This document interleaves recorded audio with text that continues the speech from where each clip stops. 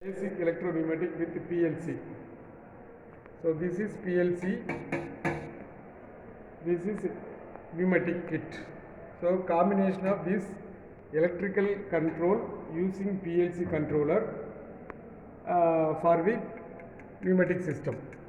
As usual, this is FRL unit, this is distributor, this is 5x2 double solenoid valve. Double solenoid here, this is one solenoid, this is one solenoid, this is direction control valve, this is inlet, this is outlets, used for extension, used for retraction.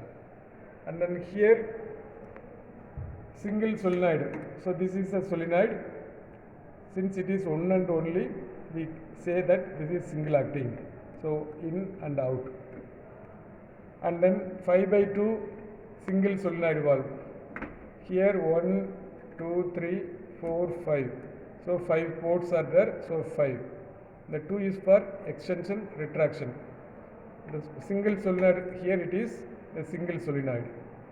And then the nameplate details given here. What's the rating and then type and then power rating, everything is given in the nameplate of the component. And then 5x2 double solenoid valve. Here 5, 1, 2, 3, 4, 5. So 5 ports are there, so it is 5. Double means 2 outputs. One is for extension, another is for retraction. So that is 2. So, these 2 solenoids, for each one there is one solenoid. For this solenoid, for this control, this solenoid is used. Solenoids are electrical type of valves. So wire connections and separate control switching is there. So this electrical type of valve is used to change the position inside the direction control valve, so that at any point of time either this is going in output or this is going in output mode. The another is return line. And then flow control valve. Here flow control valve, the nameplate details, it is mentioned as throttling valve with the variable control. So variable throttle valve is one symbol is represented here, and then integral check valve. So ball with V groove. So this is in check valve. So together it is known as flow control valve.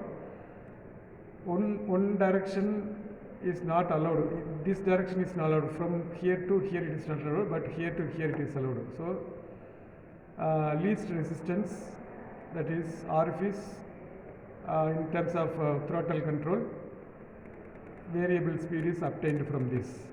And then this is double acting cylinder. This is for one inlet, this is for return line. When it is acting as a return line, this is upstream, this is downstream, and vice versa. When the direction is changed, this will become upstream, this will become downstream. It means return line.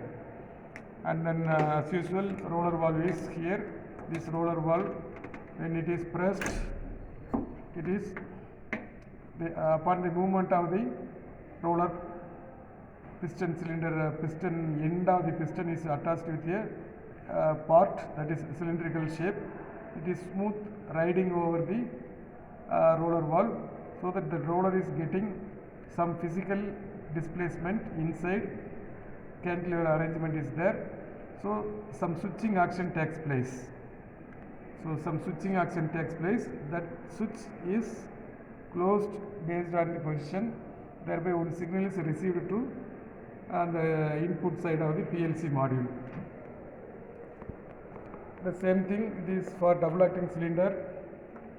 When it is upstream, it acts as downstream, and vice versa. Here also we have the cylindrical part and then cantilever beam with the roller.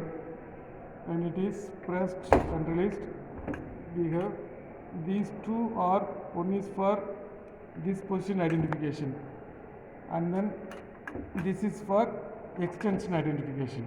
So minimum position is identified by this switch, maximum position is identified by this switch. So we are having 2 switches. And then PLC trainer kit, we have input modules and then output modules. where the sequence is programmed A plus, B plus, A minus, B minus. So once the electrical type of switches, limit switches are pressed by the cylindrical part of the piston rod end, so that the limit switch is pressed, we can get a signal. That signal is connected to the input side of the PLC module, where based on